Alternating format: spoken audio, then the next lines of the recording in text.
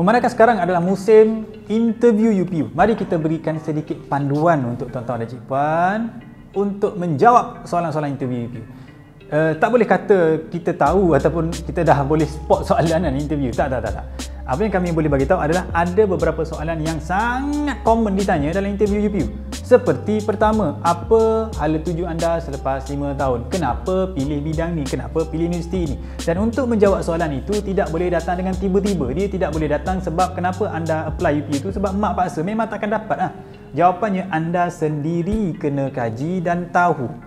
Kalau anda dipaksa sekalipun, anda kena faham. Ibu ayah kita nakkan kebaikan, namun kefahaman mereka, konteks yang mereka tahu adalah dalam konteks zaman mereka. Untuk zaman anda, mungkin mereka tak tahu, mungkin mereka tahu. Oleh itu, it's your life, you should decide and you should know where you are going. Okey, mudah je. Oleh itu, apa kajian yang anda perlu buat? Okey, di sini saya berikan panduan untuk kaji. Yang pertama, kaji Critical Occupational List COL daripada Talent Corp. Dia adalah satu kajian yang dibuat apakah pekerjaan-pekerjaan hot dalam Malaysia setiap tahun dikeluarkan research tersebut. Boleh tengok. So anda tahu, rupanya kerja ni demand, rupanya kerja ni demand. Maka kalau kerja itu dalam senarai minat anda, dalam senarai target anda, sambunglah belajar dalam bidang tersebut. Okey.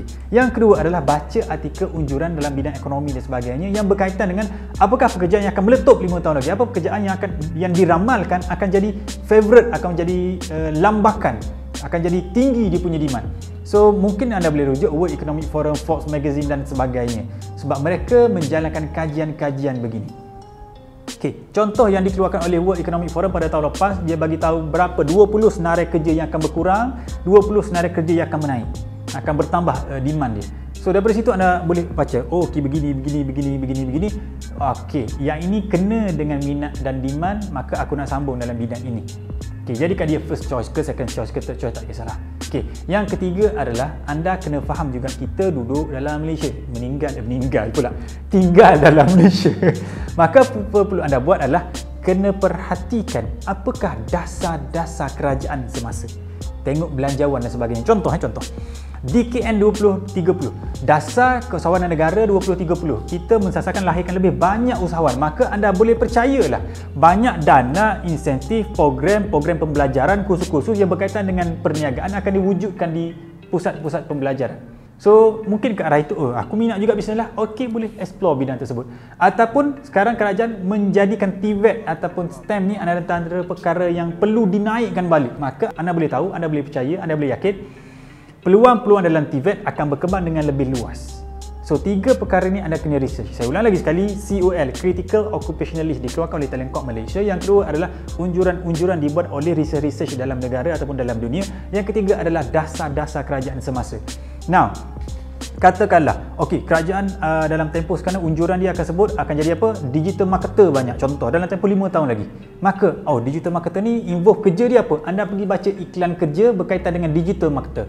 Apa kerja dia? Apa requirement dia? Oh, kerja dia macam ni. Kena dengan minat aku, kena deal dengan orang, kena baca data sikit. Mungkin kena dengan minat kita. Okey, begitulah cara dia. Maka tak ada isu nak pilih minat ke nak pilih demand. Nak pilih demand ke pilih minat. Ambil dua-dua. Ini zaman anda nak pilih dua-dua. You can choose and pick the best. Okey? Hasilnya kita tak tahu, tapi kita pilih yang terbaik. Ambil yang memang kita minat, kena dengan demand kita. So, daripada sinilah anda dah dapat info, barulah boleh jawab soalan-soalan tadi. Soalan apa? Kenapa pilih bidang ni? Sebab saya nak kerja sebagai digital marketer. Maka antara requirement nak jadi digital marketer, belajar dalam kursus ini, at least degree dalam bidang ini. Dan dia menyediakan skill-skill begini. Senang jawab. Lancar, yakin, tak ada isu.